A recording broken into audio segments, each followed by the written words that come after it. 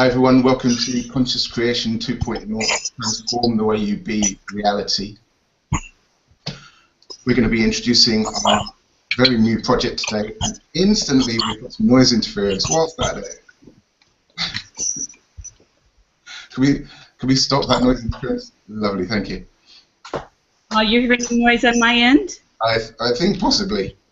Okay. Yeah, maybe if you mute your mic, Akanke, until you've got something to say. Cracking idea, John. Hi everyone, I'm James Blacker, and this is John Freeman. John, can you say hi so they'll see your face? Hi James, hi everybody. That didn't even work, did it? We're still on the camera. Yes. It did work. Yes. Maybe if you mute your mic, until. Okay. So this is Transform the Way You Be Reality. We're going to give you our informal, what we call a beta version introduction. John and I have run a few test audios, and we've got some basic understandings of what we want to communicate. What we're doing today is we've got a live, the four of us here with Akanke from Saudi Arabia and Tatiana, who's in Copenhagen. They're going to be helping us if there's anything where we need to bring the level of understanding to a different point, then they're going to help us so that we can communicate the whole thing that we have as effectively as we can. So, John, do you want to start by talking about essentially the point is that we can become better conscious creators and we can understand what energy is beyond using the intellectual understanding of this reality so that we can get better results and understand what's really going on.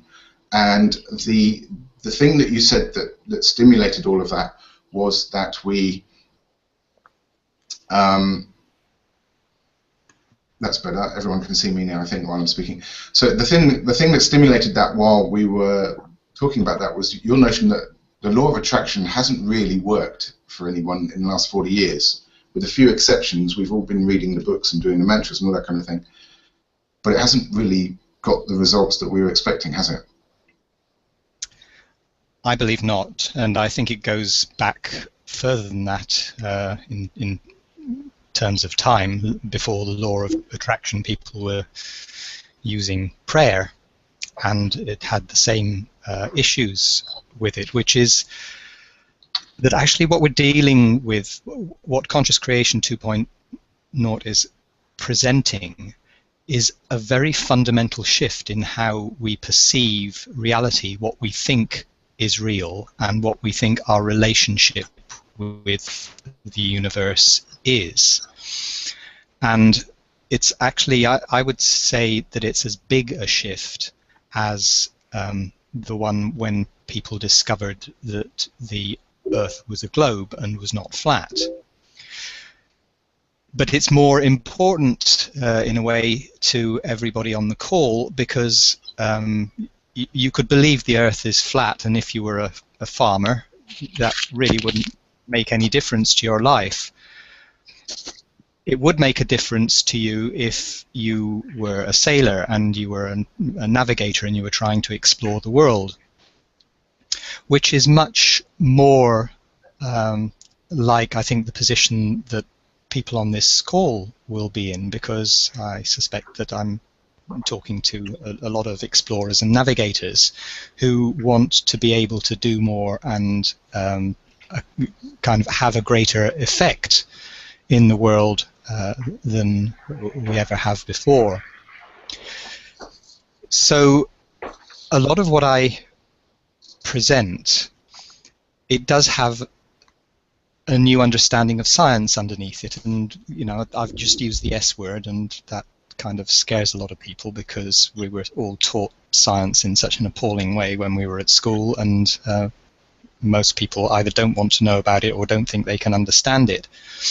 But there are some things that the science of what reality truly is that affect the map we have of who we are and what our relationship with consciousness is and what our relationship with reality is, and how we can be effective in becoming conscious creators, what kind of relationship do we have to have with the reality that's kind of outside our bodies if we are going to be effective in conscious creation? So the more that we do, the more that we understand consciousness, the better we can conscious create, the better we can understand our lives and achieve the things we want to do, both for ourselves, and also we had the video out on creating heaven on earth, so we're looking to create something better for the world as a whole, really, aren't we? We're trying to, if you like, build an energy and a movement, or contribute to that which is already happening in that way. Yes, the two things definitely go together. What we can do for ourselves and what we can do for the world.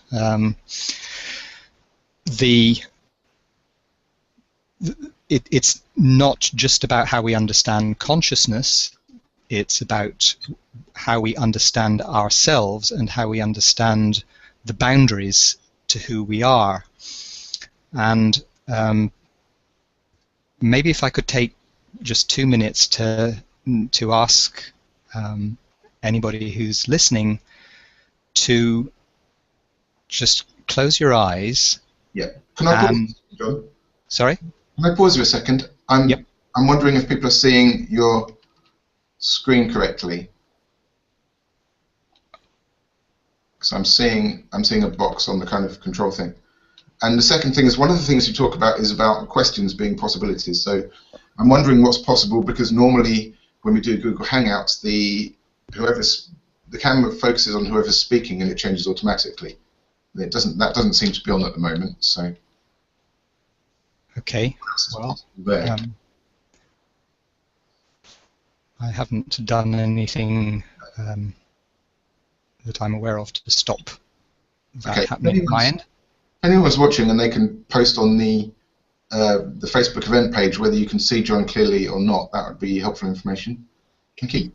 Well, I can definitely see John, and I can see you, and whenever John is talking, his face is on the screen, and when you're talking, yours takes the place of his. So from my perspective, everything seems to be working fine.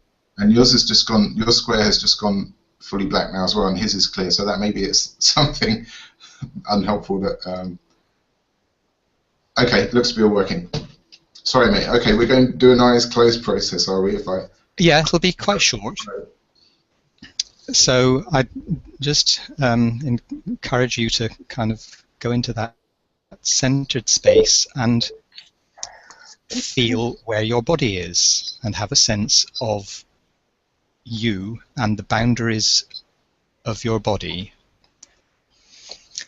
So start with sensing where that is in terms of your skin and the physical body that you are, and have a sense of you as being that.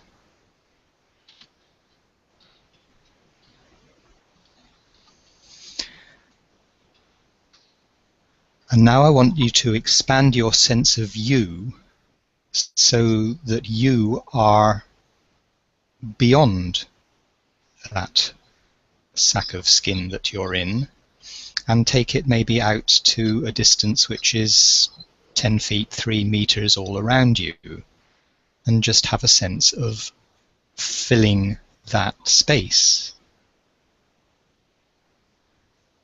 and of that being you.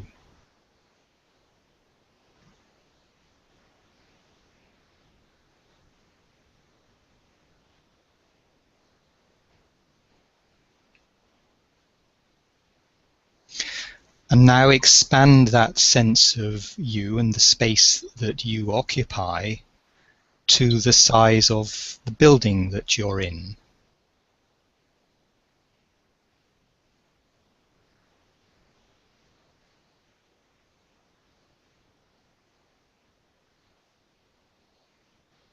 And now expand it out to the size of the town that you're in.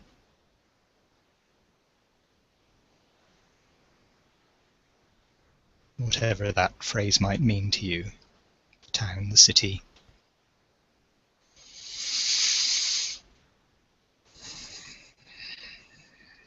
And so as the final step, just imagine that expansion continuing and continuing and continuing, and see if you have any sense of what the limitation would be to where you can go and who you can be and how big your consciousness can be.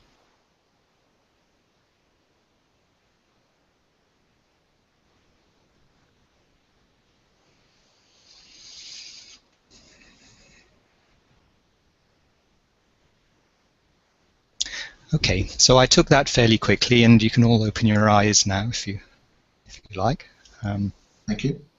And feel free to explore that exercise more if you want in your own time. But what I hope you had time to do was to get a sense of the difference between thinking of yourself as a body and as a person in a body and bounded by a body, and as a being which is capable of being connected with, encompassing the whole universe. And the reason I wanted to get in touch with that is because how we think of ourselves most of the time is as the body being. Even if we're not thinking about our bodies, we think of ourselves as the being that is in the body. And a lot of the concepts that people have about who they are,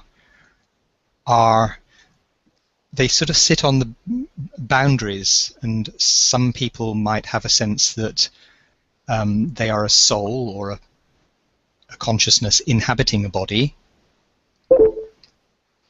and some people might have a sense that they are a body which has a consciousness that comes from the body. And because we're all used to being physical beings, we tend to live in a reality which identifies consciousness and self and the universe with what is physical. So that even though we talk about consciousness, and even though we may do things which involve our awareness of consciousness,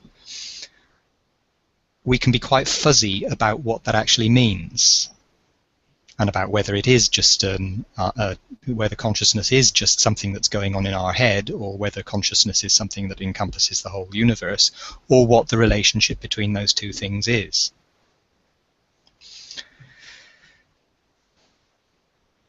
And when it comes to conscious creation, that tends to put us in a place where we're having a relationship with something outside of us, whatever we think that is, which is separate from us. We are not it. It is not us. You might even have the notion that you are a drop and you are the ocean. You might have that conceptually, or you might have that as a frame of reference or something you've come across. But actually being that,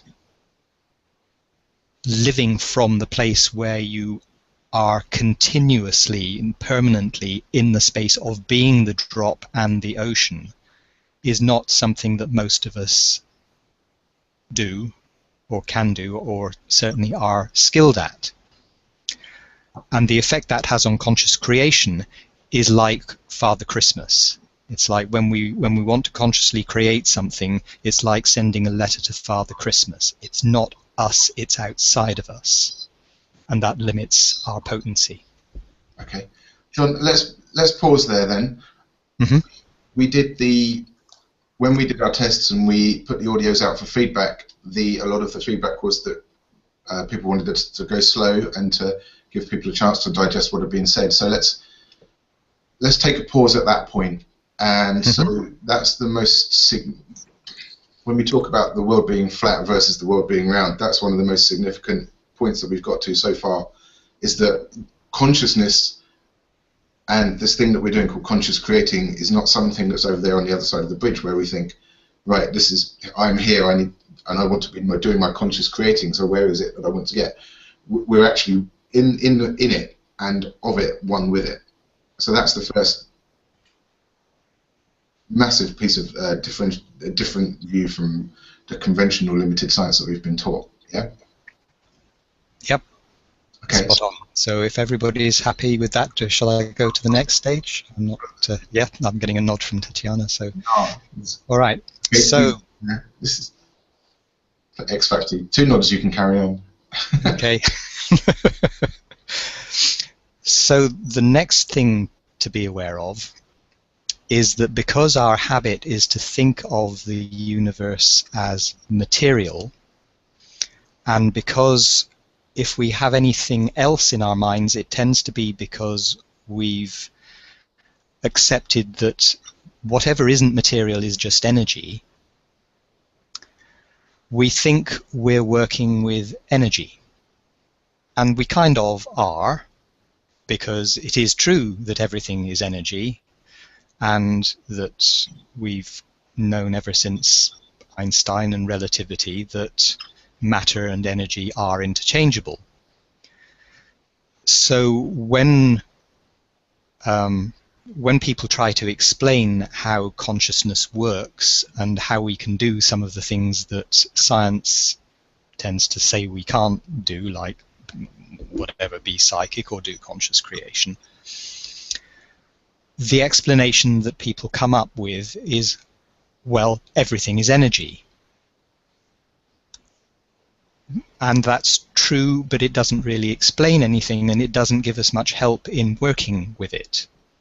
I mean, it's like knowing that the world is a globe, knowing that it's not flat, but not having a compass and not having a sextant and not having the kind of clock that stays the same as you move across the ocean, which is what made it very difficult for navigators in the early days, even though they knew the Earth was a globe. So what I'm trying to take us towards is an understanding of what do we need to know and be in order to understand how to use this different reality. And what it takes is to understand that there is something which determines what kind of matter is formed by energy and how that matter behaves. And the thing that determines that is information. So we're in an information-based universe, and it's information which has the power, and when you're doing conscious creation, what you're seeking to do is to actually change the information that the universe has about itself. Can you say that one again, please, John? Yep. So maybe I'll say it slightly differently.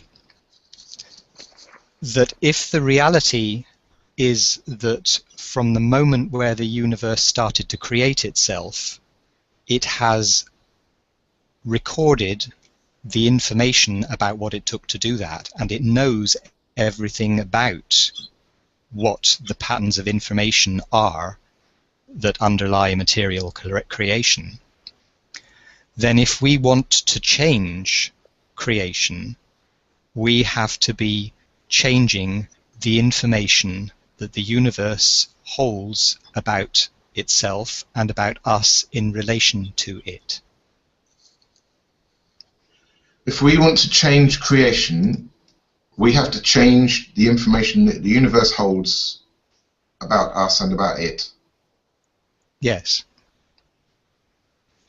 And in a sense, people have known that at a gut level, that when we've been doing Conscious Creation 1, we've done things like visualization, where we picture what it is we want to create. But there tend to be two flaws in how we've done that. One is that a lot of people are doing it from the point of view that they're just changing their psychology so that they're more likely to to notice the things that are in their world that are consistent with the reality that they want to create, or they're more likely to kind of attract it at the material level. And the other flaw is, like I said, that it still has this characteristic of, if we are putting it outside of ourselves and seeing something bigger, then it still has the sense of we're asking for something from outside. We're asking Father Christmas to bring us the present. And energetically, that doesn't get us into the full resonance of the creation that we're trying to be. Okay. Do our studio guests have any questions or thoughts at this point? Akanke or Tatiana? Yes, I have a question. Is that the information between the human being on Earth that we need to change? And the gift that we are asking for, this informational gift, is something that is from the universe, the information that we are asking for? Because I can't understand what's the difference, how we change the information, and what new we are getting. Or we are getting something that already exists, but beyond the earthly reality, something from the universe, right? Okay, it's a good question. And so I want to bring you back to the sense of the drop and the ocean. That you are both yourself, and you are that connected space of being the universe. So it's not separate from you in one sense. There's a paradox going on here, that you are you and the universe is the universe, and at the same time you're in oneness. So if you want to change the information that the field of oneness is holding, you need to be in a different kind of resonance, so that what comes out from you as the drop and is interacting with the wider field, the wider information field of the universe, that you are putting out that vibration into the resonance. And that is what is creative. Let me talk for a minute about the physicality of this. Because when we conceive of ourselves as just this kind of thing inside skin, we don't have a sense of what the communication is between the drop and the ocean. And the reality is that every molecule in your body, every atom in your body, has electrons which are going out into the field beyond you and coming back and being replaced from the field beyond you. So although we think of ourselves as separate, there's actually a kind of dialogue going on continuously and energetically between the space that you be and the space that the universe is, or between the information field that you be and the information field that the universe is.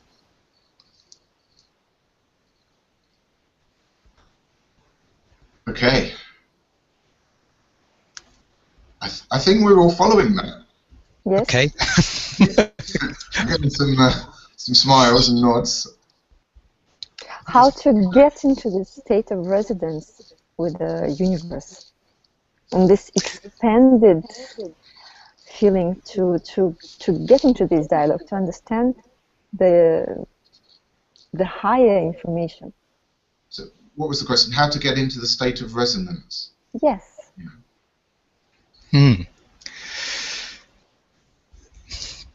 So intuitively, people have kind of known this all along, and people have been doing something of the kind all along, in the sense that you may have been meditating, or you may have been going into the kind of the space of oneness and connection, and kind of knowing that. And so that's the kind of ground level of what resonance begins with. But we tend to have conceptualized that, to have thought of it as a sort of, it's like a flip-flop, that we're either in our bodies and being awake, or we're in meditation and being in oneness. And so a lot of the way that oneness has been is something that we just experience and maybe bliss out on, but we can't necessarily use because of the way we are being that. And my suggestion is that we have had the map upside down because the goal is to be awake and in oneness. So what kind of new way of thinking and being do we need to adopt so that our everyday waking being has taken on that depth of resonance as this is how we live? It's an overturning of some of the notions of what spirit and spirituality have been, because spirit and spirituality have been bound up in the concept of God, and in the concept of somehow spirit being greater than body. So that tends to create a barrier for us in how much acceptance we have of our bodies as the ground of creation. We actually limit what we might be doing because we put the power outside of ourselves into spirit rather than owning it. There's quite a lot that I could say, but I won't say right now about what the nature of the resonance processes are within the body. Some of the answer to the question you asked, Tatiana, is about how do we get the field that is us into a kind of a coherence, a laser-like potency that means that what we put out from our choice and the questions that we ask of the universe, that these have not just a thought, it's much deeper than thought. It's a space of beingness. This is why we use the strapline on the website about be reality. What does it actually mean to be reality, and what does it take to get the something like 40 trillion cells in your body all to be resonating with each other with a clear desire, request, question into the universe to affect the field of creation?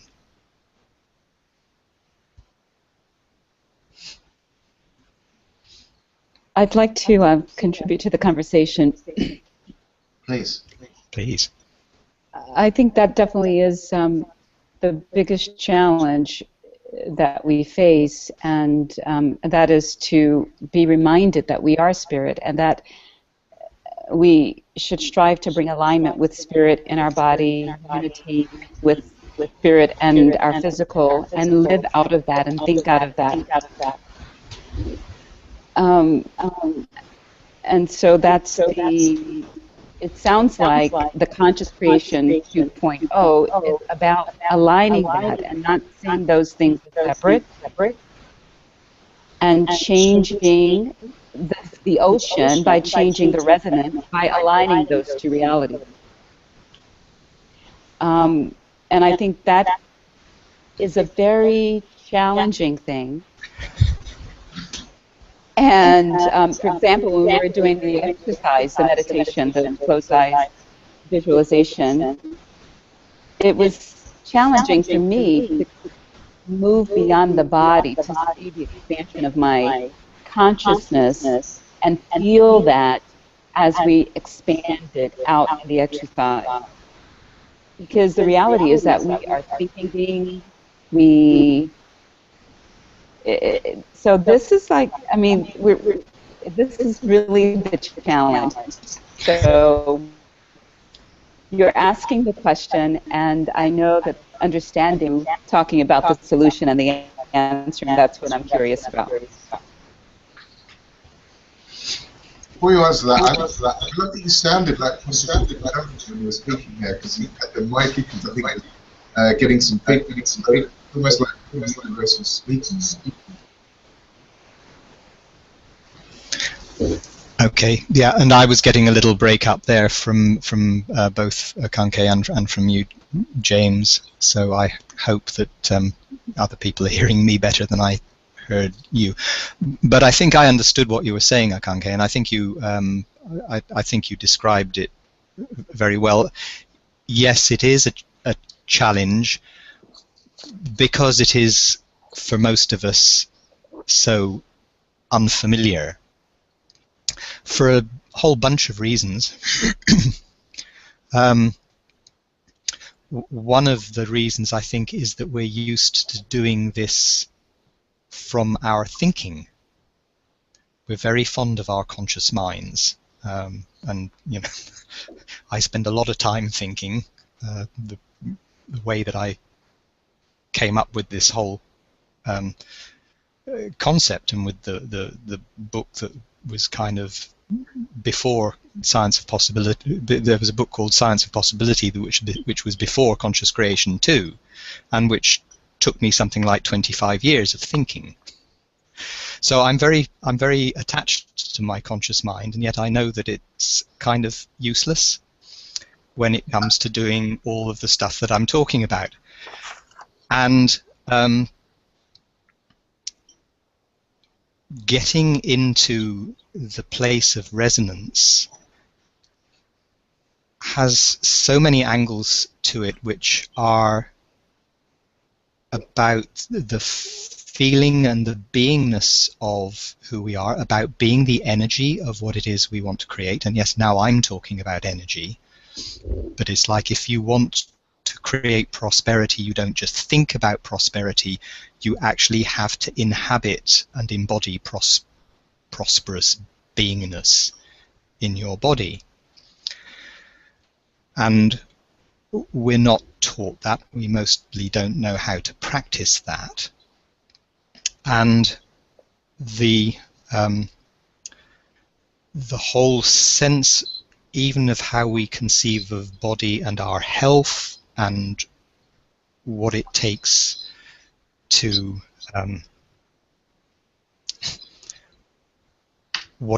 be fully functional as a human being, we've barely scratched the surface of, because we're so busy using our minds to figure it out more than we're using our bodies to be it. And we need to change the balance of that if we're going to be walking spiritual entities of the kind that Akanke, I think you were just describing.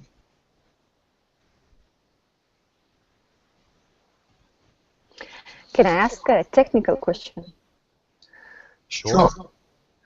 About the way I have to imagine it, I have to inhabit this new idea, new desire I want to make come true. Is it in a normal state, like daily routine I do? I can just imagine, for example, I want to become, I don't know, famous or rich, or I want to become a healer, or different desires, yeah? So I have to imagine that I am already. Do I have to get into this state through meditation? Do I have to get to the high consciousness connection to get this resonance working? Or it can work just in a daily routine, you know, in a state of mind, just making things happening to you, like daydreaming, you know? So it's a great question. I don't believe that what I'm describing is what people would call higher consciousness. I think it's a deeper consciousness, and that we're making a transition from the way we normally inhabit ourselves and the way we normally be, so that we become from the inside more of the quality that we want, that we desire the universe to reflect back to us. And that I wouldn't even call it a meditation, but let's for a minute use the word walking meditation. It's a walking, waking beingness that we're bringing into continuous resonance with that creation, the continuous asking of the question into the universe. Some of the problem with visualization is that we think we know what it is we want, and so we start, that even if you wanted a better car, you might start picturing a Ferrari, when actually what you really want is the quality of this really wonderful piece of transport. So what needs to be going out is a resonance of the quality that you are wanting the universe of energy and information to be working with in consort with you. So it goes deeper than what we've thought of as visualization and imagination. I mean, imagination and visualization help. That's why we've been doing them for many years, is because we know intuitively that's the kind of beginning of it, but we can't get it down deep enough into the cells of our body and the resonance of our embeddedness in the field of information. And it's quite a journey. I mean, I feel like I've been doing that journey for a while, maybe a year or 2 years, and I'm an inch in a journey of a kilometer. There's a nice mix of units for you. I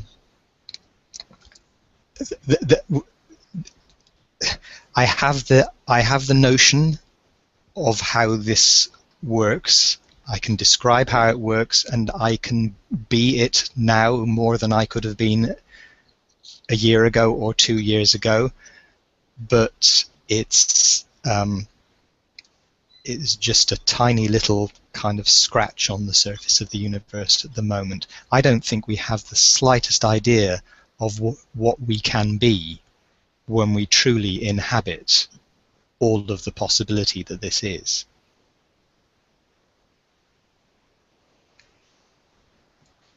Did that feel like an answer to your question? Yeah, it's another theory, and I want to find out how to make it practical, how to get this information that deep to your soul, or to the deeper level, to your deeper informational level, so it starts resonating with the world. Because, yeah, for example, I think, okay, this is where I'm living now, but if deep inside I might doubt, it will never work. And that's a lot of reading why the law of resonance didn't really work for many people, because they do it mentally. They imagine it, they do affirmations and everything that the practice says. The drawback is this information is done in your heart. It doesn't resonate first with yourself. So what is the technique to make it resonate your mind and your soul, so the information will go into the universe and resonate and become true? Technical technique, You ask great questions. The challenge is that I don't think there is a technique. I think there's whole range of things that we would change in what we do, a whole range of things that we would work on, some of which people probably have been working on, which are about, for instance, getting in touch with the less conscious thoughts that we know are running, or with the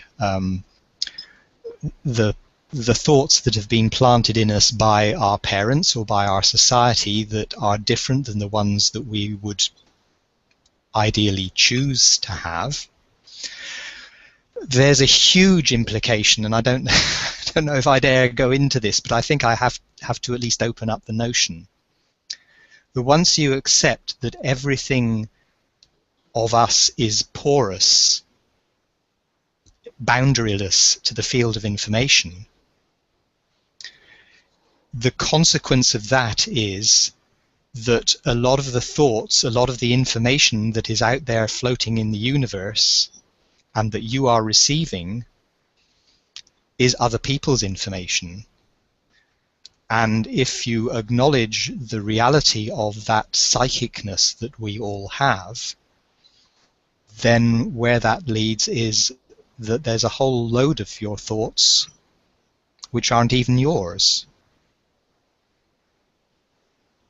and which may be not ones you're consciously aware of, and sometimes they might be, where you go into a into a room and you can feel, it's what people say, I feel the energy of the room, or that you pick up you suddenly find yourself hungry because you're actually standing in the field of somebody else who's thinking how hungry they are, and you're picking that up. So when we start to clear out and become more aware of what is ours and what is other people's, we take on a whole new layer of capability. But that takes some time and some practice to even start to develop the awareness of, oh, I've had this thought. Is that mine?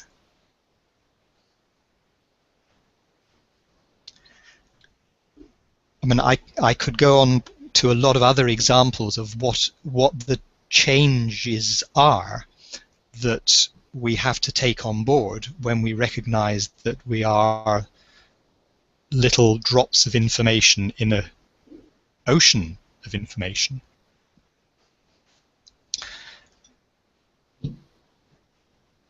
There are things that I also won't go into about kind of our notions of time and space and distance.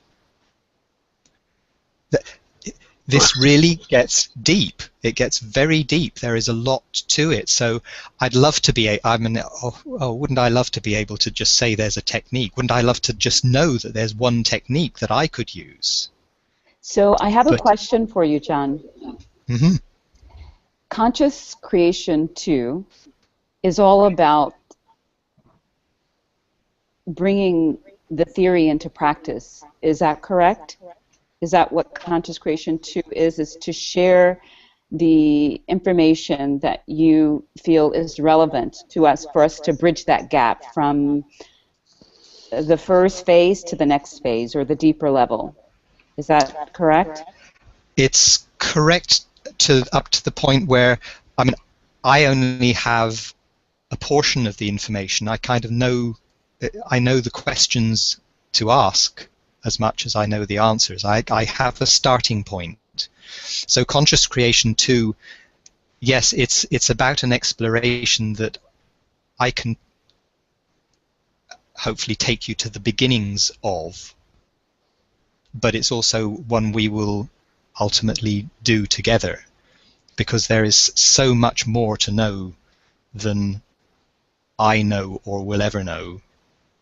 That we're only going to be able to do this in a kind of big collaborative exploration and journey. One thing that was very meaningful for me on my journey of consciousness was that first level, just the awakening of my field of self-awareness. And I know that changed me profoundly. And I know the great benefit that that is for anyone who can cross that threshold from being unaware to being aware. And that sort of speaks to what you mentioned earlier about that first level of meditation and visualization and all of that's involved. For many people who come into awareness, it's often through a toolkit that includes things like that, meditations and rebirthing and affirmations and things of that nature. Mm-hmm. That is definitely a resonance changer, an energy changer. But what you're saying is that for those who have crossed that threshold, there's another threshold. And At least one, possibly several thresholds. It's right. Like I don't know how many more steps there are that we can take. I just have a sense. I mean, I love everything that you're saying, because yes, it is so much about awareness and what the limitations have been to even what we think we might possibly be aware of. How much more might we be aware of than we so far have conceived of? Absolutely. I mean, I'm clear that my trajectory is so far from where it was, let's say, in 1989 when I first discovered self-discovery. Today I'm 180 degrees different from who I was then, and in very positive and meaningful, beautiful ways, I think. And at the same time, I'm very aware that there's the next level. And at the same time, I want to stay grounded and appreciative of that growth. For example, one of the things that James says is to know that every moment is perfect, that that we are perfect. And this is changing my thinking as well, because I'm the one who embraces imperfection. But I'm reading in reading the Wisdom Course, understanding that sort of to flip that script to say that perfect in its imperfection, in a sense. That's kind of how I'm languaging it. That if we see it as imperfection and imperfection is okay, then we always see that there's something wrong here. But everything's right here. That's the point. Of that whole concept. So knowing that, we're still striving to get to the next level. And I think that's what you're saying. What is the next level for anyone? Because it's different for all of us. My next level is different from James's next level and yours. But we all should be aware that there is a next level, and that the process of self-actualization is a process that drives us to strive for what that next level is, while also being grounded in the beauty of the growth and meaning of what we've experienced so far in terms of our growth. So I think conscious creation is about reaching for that next level, basically. Is that correct?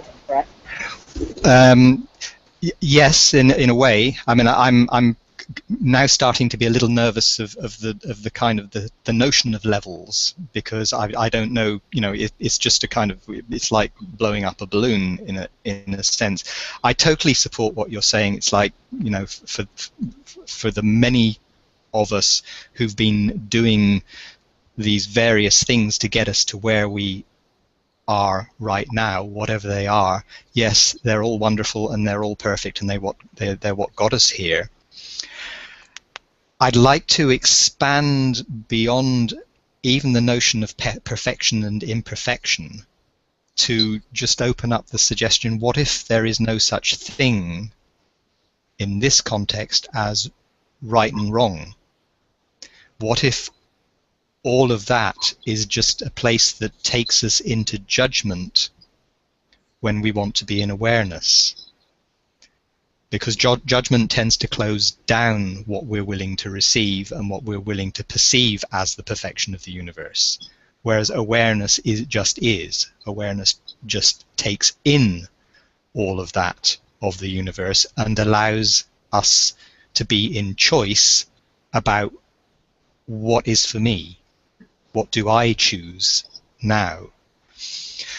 So when you said just now, Akanke, that something along the lines of, you know, self-actualization is going to be different for every one of us, well, absolutely, because what I choose and what you choose are completely down to us and who we choose to be in any moment.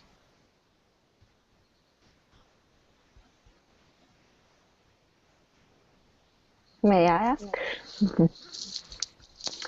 about judgment?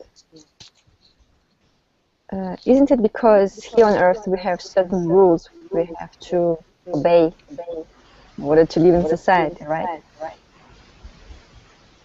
So if we misobey, it feels like wrong, so it's judgment. We have these filters and rules, what we accept and what we do not accept. What about in the universe? If there is no duality like we have on Earth, then there is no rules at all, because the judgment comes from the rules, right? If you disobey the rules, so it's wrong. But if there is no bad and good, so there is no rules at all. So we shouldn't be afraid, because we don't know what is going on in the universe, what we accept and not. Maybe there are some bad things too happening, right? So we have to use our mind. Very limited and has this judgment thing, it has these rules, and we're trying to adapt the information through our mind and make it material on Earth. Great question. The question is, yeah, this idea how to get rid of the judgment and how to know which are the rules in the universe and if there are any. Okay, so one way I would suggest looking at what you've just said is that all the things that we think are right and wrong and all the things that we make rules about, they obviously aren't against the laws of the universe, or they wouldn't exist. So that already says the universe doesn't have these rules. The universe doesn't have this judgment of right and wrong, because the universe just is. And if we are going to be in awareness and in oneness with the universe, then we have to be in allowance of what is as well. And the history is that we've made rules from our minds because we're trying to categorize what is what feels nourishing to each of us, and we've come into agreements, some of which work, about what might feel nourishing to everybody or to most people, and we have some agreements that people make and rules that people make up and judgments they have, which actually are not making many people feel better. So what if, instead of doing all of that from our minds and from judgment and from rules, that we were to operate from awareness and choice? Because we could then choose from the awareness of what is nourishing to us and for what feels good in the body, and we wouldn't have to make it a right or wrong, we would just make it a choice.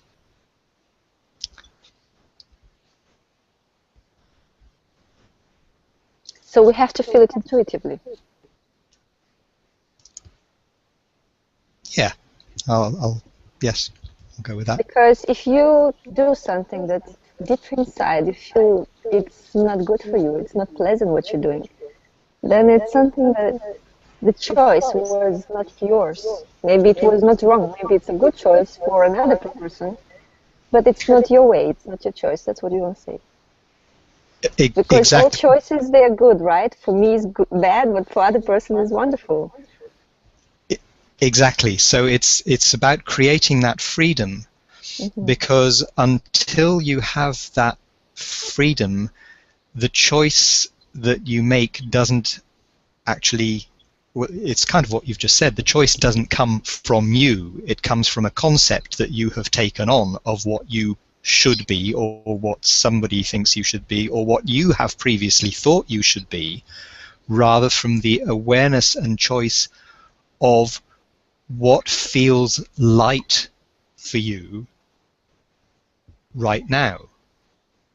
What am I going to choose to do next? You see, underneath what you've just said is the question of, okay, so what am I going to choose to consciously create? You know, there's not much point in getting good at conscious creation unless you actually are going to have some way of being in a relationship with yourself and with the universe where the choices that you are in the creation process with, where they are actually going to be nourishing to you. So if you tap in, if you tap in your inner self and you feel that this is my way, this is what I feel, this is my life purpose, and then you feel this resonance, and then is it that all the doors open and things start building easily without obstacles? Because if you make your choice from your mind, yeah, as you say, that other people in society gives you some ideas. You think, oh, this is what I want to become. I want to become rich. I want to become famous, right? And deep in your soul, maybe you want to be a healer, or you want to live in a village somewhere, in a small village, and you help for homeless children, or I don't know what. And then, you know, when you're trying and you say affirmations, I want to become rich, I I imagine myself, and then it doesn't work. Because deep inside, this is what starts, it doesn't make you happy. And if you tune in with your own desire, inner desire, that's when you resonate with the verse, and you get your inner desires and your inner purposes become true here on earth. Is that true? That's how I understood. Yes, I think what we're talking about is that in doing this process, what you're generating or developing is an increased level of awareness of who you are and what you, at the deepest level of your knowing, you choose. And to be aware in saying that what you choose now, you also have the right to feel 5 minutes later that actually you can see that the energy that is coming from that choice isn't the one that you wanted, and therefore to make another choice. We tend to have this linear way of thinking that we think we have to make a choice and then we have to stick with it. You know, we all get told as children that that's how we're supposed to operate. Well, what if that's not true? What if it's more like surfing, where actually you're going to change your balance on the board every second in order to flow with the energy of the wave? And I want to take that image just a little bit further, because we are talking a lot as if this is a one-way process of what are we creating out into the universe, what are we projecting, what are we making happen. But the awareness includes the need for this to be two-way, because in order to sense where you are, you have to feel your position on the board. You have to develop the awareness of the flow of the universe itself and to be in harmony with that.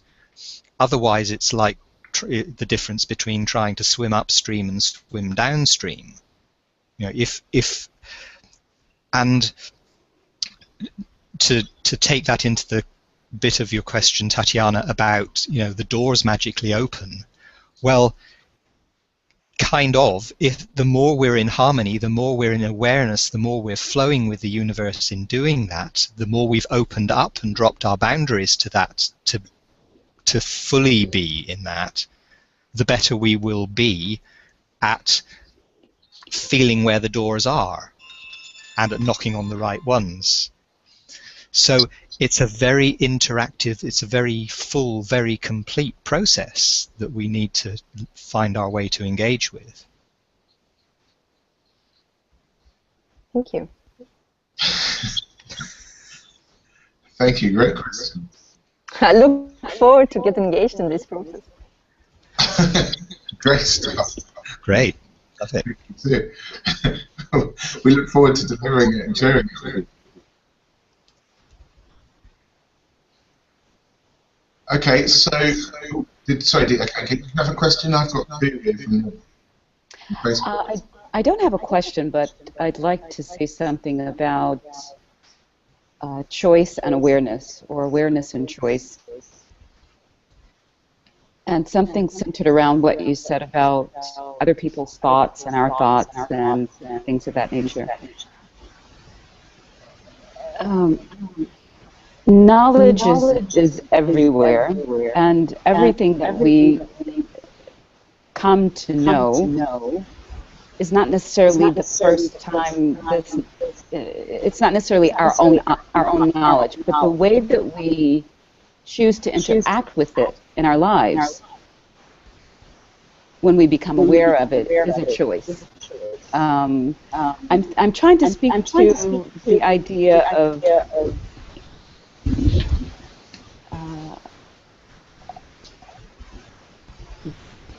once we become aware of something, it has to be through, well, not has to be, normally is some dynamic process of interacting with other people, with a book, with some process, and then we integrate that into our own awareness, and often that triggers a unique awareness for us.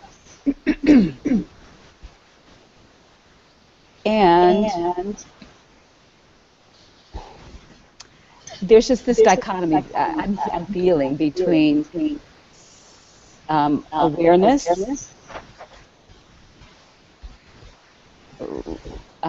choices, right and wrong, other people's thoughts and our thoughts. I don't know. It's just. If you're saying it gets a little complicated when you take all that on board, yeah, it does. And I would even want to just kind of slightly make a distinction between the way you've just described awareness and the way that that I think I'm using it. In that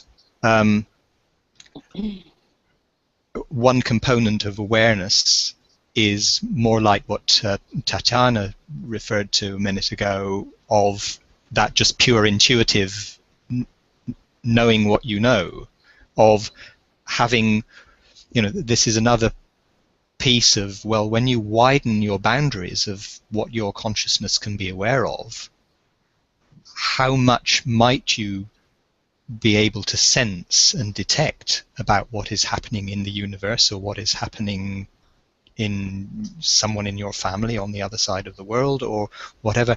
How much capacity might you have for greater awareness than you have now, or have even conceived that it is possible for you to have?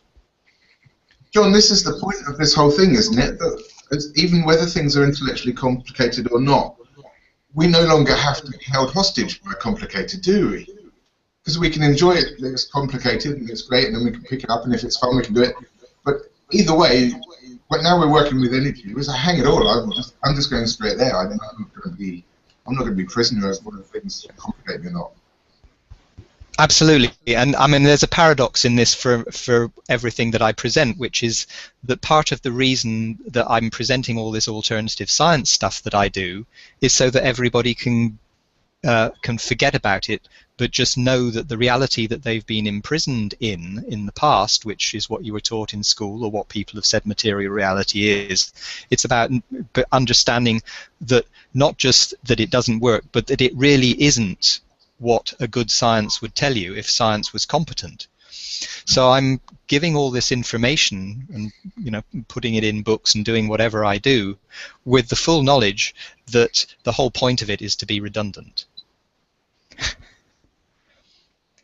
But sometimes we have to see, it's like when you learn to drive a car, right? You start off, you have to think about the clutch, and you have to think about the the gas pedal and you have to think about the steering wheel, and you eventually get to the point where you don't do any of that because you've taken it on all on board, and so all of that control stuff is irrelevant.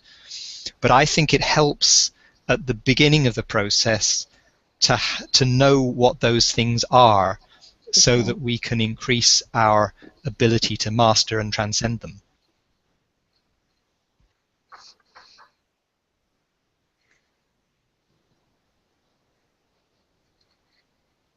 And if you can go straight there, do. I mean, I'm not trying to hold anybody up here. Well, that's the point, isn't it? That all of this is everything we're doing in Conscious Coaching 2.0, or in the consciousness movement generally. We're using whatever we can, but it's only a tool. As soon as we get to a point we can go straight there, or we think we can, as near as we can get to go straight there, whichever of those it is, we're just going to want to use them, aren't we? We're not going to want to, if we have a direct route, we're not going to think, well, I need to go back and we'll just go straight there. It's all about the tools serving us, and they're the servant, not the master. Yes. So, in a sense, you only need the tools when something isn't working. Yeah. And as you say, one of the points of CC2 is not that, in theory, people don't need science, but we just want to get bad science out of the way, to destroy the limitations of bad science or limited science that we've all been given. Yes, I mean that is part of it. I don't want to totally underplay it, because I would like to say that when we understand what a good science would be, it does point towards some of the possibilities that we've been excluding. So it does open up, it opens up new areas where we can go. It brings new possibilities that we perhaps haven't been able to think of before. Okay, we're 7 minutes over our hour, which is fine by me. I don't know how other people feel about that. We've kind of got two questions here. See if I can put them together, John. One is that I've shared your quote on our page and our Twitter feed, which is, what if we're not living in reality but in possibility? So I wondered if you could speak about the importance of questions and living in the questions against conclusion. And if it's okay if I can ask you two questions at once. We've got a question from the Facebook page from Jen, and she asks, my question is, how can we do this without completely excluding the mind and seeing the mind as something that isn't useful? Following from a Kanke's point, I got the exercise you did, but how can the mind still come together with it all? Okay, well, I'll take the second question first, which is to say that, it's about using the mind for what the mind is really good for. And what we've tended to do is use it for stuff that it isn't very good at. And we've used it instead of using our awareness, and we've given the mind a kind of primacy. We've made it more important, and that's what keeps us stuck in a kind of linear way of being with reality. So I'm not telling people they shouldn't have minds anymore, and I'm quite sure that I will continue to use mine. Well, I say I'm sure. I find it very difficult to imagine that I won't. It's been very much part of my life for a long time, and I quite enjoy it. But yeah, who do we need to be in charge? And I'd like my being to be in charge, and my all the other parts of me, my heart, my soul resonance feeling, all of those things, I want those to be bigger. I want that whole sense of me. And so the other question, which is about kind of possibility, is that when you there's a few angles. One is that when you think that the reality is what's physical, it tends to mean that you're more inclined to accept what is as being what has to be and what will continue to be. And the more that you get out of the space of believing that that material reality is what's in charge, the more potential that you open up for the world to change and be different. And that aligns with the idea of living in the question, and with my answer a little earlier on to Tatiana's question about kind of this place where we go into thinking that we know what we have to create, and so we say, I want a Ferrari, when more than what I said before about, well, what we really want is the quality of what is the nourishment and beingness that having a nice car would bring to me. It's also that if I visualize something specific, then I have already put a limit on possibility, because I can only generally visualize something which is already in my frame of reference. If I visualize it physically, it probably already exists. It's already one of my known possibilities. So like, if I want to attract a lot of money and I think, oh, I have to program to win the lottery, then winning the lottery is the only question I'm asking of the universe. Well, what if the universe would have found it much easier, for whatever reasons of its own flow, to simply deliver a huge box full of currency to my front door? And I've excluded that possibility because I've put this specific notion on what it is I'm trying to create, rather than creating this beingness and quality of prosperity. So that's why we have to live in question, why what we need to be giving to the universe is our questions of, what would it take for me to have? What can I be that will bring about X? All of those kinds of open-ended. This is more creative when you're in that space. It's got much more of a sense of possibility and infiniteness.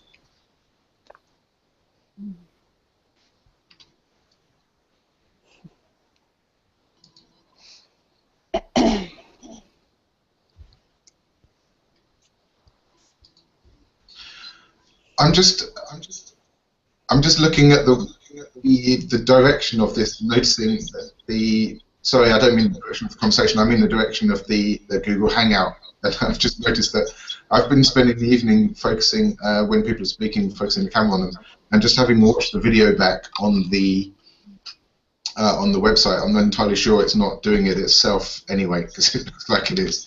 So I wonder about that. Okay, so we've got to,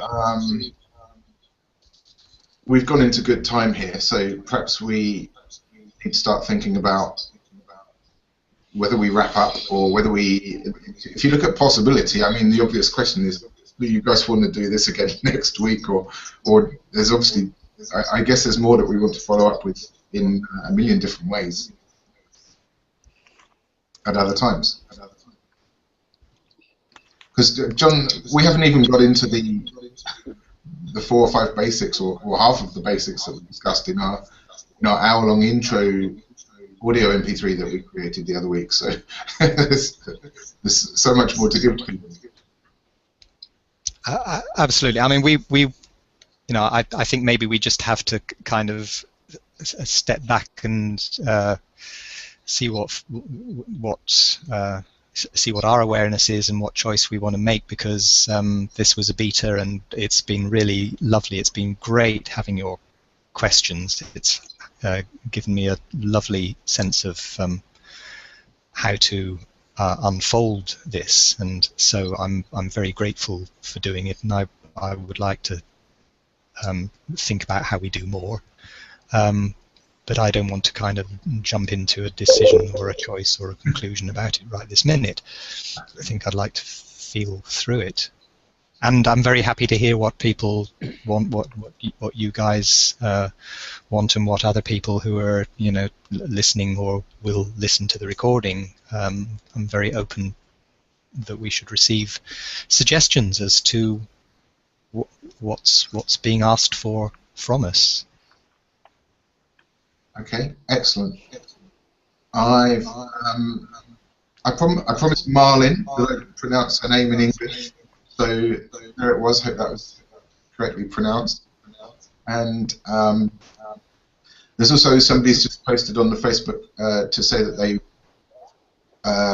concerned that they'd missed the webinar, and I've just shared that it's still going on. Obviously, we're wrapping up now, but it can be watched again. It's being recorded, so it can be watched again as a video on the page anytime you want to afterwards. Okay. Tatiana, did you want to say something or say hi first and the Kanke?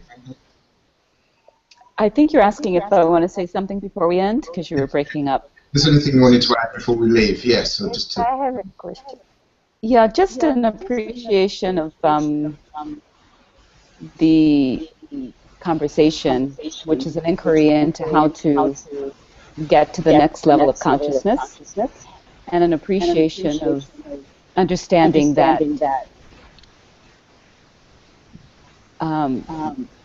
that there are some good things that brought us here. Keep those good things and add more to it going forward. And I'm looking forward to what Color's creation offers us in terms of opening the conversation, and as Tatiana said earlier, what are the practical methods to help us get there? And these practical methods, I'm sure, would be resonate with everyone, with a wide variety of people, so that we can bring what we can and have that help us to get to the next level, no matter where we're coming from. So it's exciting. The possibility and the inquiry is exciting. I look forward to learning more about it.